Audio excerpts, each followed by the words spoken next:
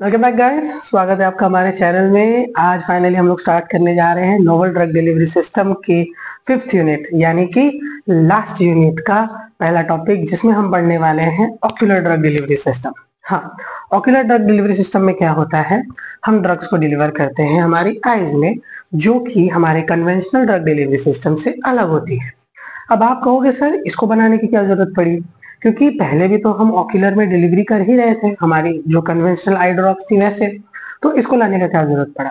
तो हर नई चीज आने का कारण ये होता है कि जो प्रीवियसली एग्जिस्टिंग चीज होती है वो आउटडेटेड हो गई होती है या उसमें कुछ कमियां देखने के लिए मिलती हैं, जिनको जब हम ओवरकम कर देते हैं हमारे नेक्स्ट वर्जन में तो वो नॉवल बन जाती है। इसीलिए हम इस सबको पढ़ रहे हैं नॉवल ड्रग डिलीवरी सिस्टम में। अब देखो, जो हमारा पुराना ऑक्यूलर सिस्टम था जिसमें हम ड्रग को डिलीवर करते थे, उसकी कुछ प्रॉब्लम्स थी, कुछ कमियां थी, जैसे कि उसकी बायो अवेलेबिलिटी बहुत कम रहती थी। ठीक है, वो इतना ज्यादा ऑब्जॉर्ब नहीं हो पाता था।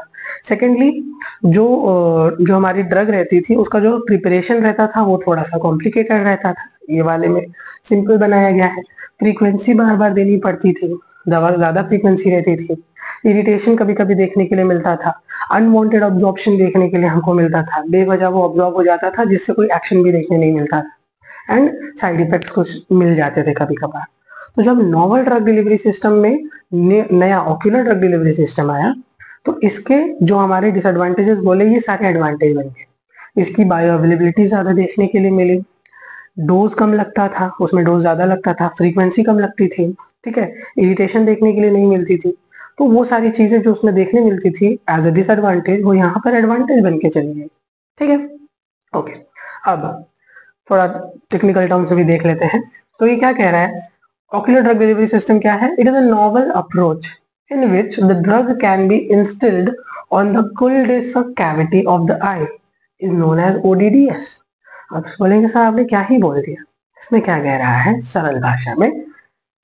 ऑक्यूलर ड्रग डिलीवरी सिस्टम एक ऐसा सिस्टम है जिसमें हम ड्रग को आई की कुल डे सैक में डिलीवर करते हैं। अभी कुल डे सैक क्या है, जब आप अपनी आंख को ऐसे पिंच करोगे तो जितना पिंकिश पार्ट आपको दिखता है, यहाँ से पिंच करने के बाद जो आपको पिंकिश पार्ट दिखेगा आई का, ये जो कैविटी बनती है इसी को कहते हैं कुल डे सैक कैविटी। ओके, कुल डे सैक कैविटी।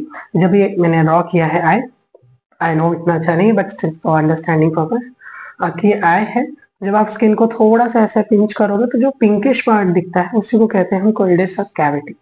जब इस कैविटी में हम ड्रग को डिलीवर करते हैं उसी को हम कहते हैं ऑक्यूलर ड्रग डिलीवरी सिस्टम।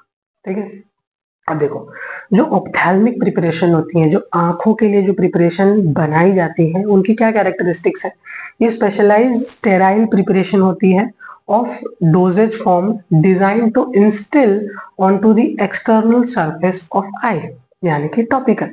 तो जो हम अभी हम नॉवल की नहीं बात कर रहे हैं, हम जनरल ऑप्थेल्मिक प्रिपरेशन की बात कर रहे हैं। ये स्पेशलाइज्ड स्टेराइल प्रिपरेशन होती है, हाईली स्टेरलाइज प्रिपरेशन होती है, क्योंकि हम उसको डायरेक्टली इंस्टॉल करने वाले हैं हमारी आईज में। And just think of it कि अगर आपने कुछ इरेगुलर या नॉर्मल से हटके मेडिसिन खाई, स्टिल आपको वो इतना ज्यादा इरिटेट नहीं करेगी एज कम्पेयर टू अगर आपने कुछ गलत चीज अपनी आंखों में डाल दी। इरिटेशन हो सकती है, टेम्पररी ब्लाइंडनेस हो सकती है, रेडनेस हो सकती है, मतलब तुरंत वो चीज खराब हो सकती है। इसलिए ये स्पेशली स्टेरलाइज प्रिपरेशन होती है, बहुत ही निगरानी से, बहुत ही अच्छे से इसको बनाया जाता है। Of different dosage form design to instil in the external, outer surface पे ही हम इसको देते हैं ऑफ द आई, यानी कि टॉपिकल। बट सबसे बड़ा कैच यही है, जो हमारा typical ocular drug delivery system था उसमें हम सिर्फ एंटीरियर पार्ट पे ही ड्रग को डिलीवर कर सकते थे। बट जो नॉवल ड्रग डिलीवरी सिस्टम है, हमारा ऑक्यूलर ड्रग डिलीवरी सिस्टम है, इसमें हम पोस्टीरियर पार्ट में भी ड्रग को डिलीवर करते हैं इन कंडीशंस लाइक ग्लूकोमा, जिसको हम हिंदी में कहते हैं मोतियाबिंद। ऐसी सिचुएशंस में हम पोस्टीरियर पार्ट में भी हमारे ड्रग को डिलीवर कर सकते हैं with the help of ODDS. Okay okay, then ये क्या कह रहा है, एडमिनिस्टर्ड इनसाइड, इंट्राओक्यूलर भी हम दे सकते हैं, एंड एडजेसेंट एट साइड में भी दे सकते हैं, जिसको हम कहते हैं पेरीऑक्यूलर। टर्म्स को याद रखना, ठीक है।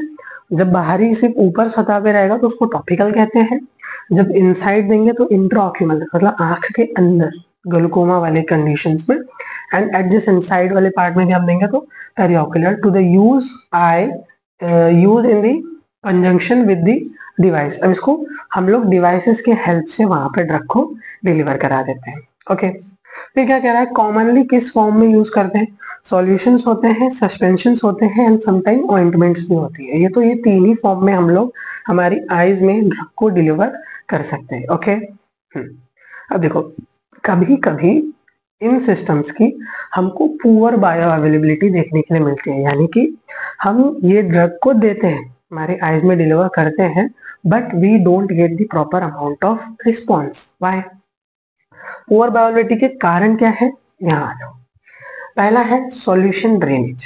जैसे ही आप अपनी आंख में आई ड्रॉप डालते हो, डालते ही या तो यहाँ से ड्रेन आउट हो जाता है या तो यहाँ से ड्रेन आउट हो जाता है। आपने नोटिस किया होगा, हम लोग आंख फटाक से बंद कर देते हैं तो वो जो सॉल्यूशन रहता है वो ऐसे स्प्लैश होके भी बाहर आ जाता है लैशेस की वजह से, है ना। तो पहला जो कारण है पुअर बायोअवेलेबिलिटी का, वो ड्रग यहाँ पे पड़ते ही आपने आंखें बंद कर दी और वो स्पिल आउट हो जाता है, इसके लिए वो सॉल्यूशन ड्रेन आउट हो जाता है, पहला। दूसरा है लैक्रिमिनेशन। जो आपके आंसू आते हैं उस प्रोसेस को कहते हैं लैक्रिमिनेशन। ओके, आंसू आने की, तो आपकी कैविटी पे मतलब आइस के ऊपर आपने ऑलरेडी ड्रग डाल के रखी हुई है।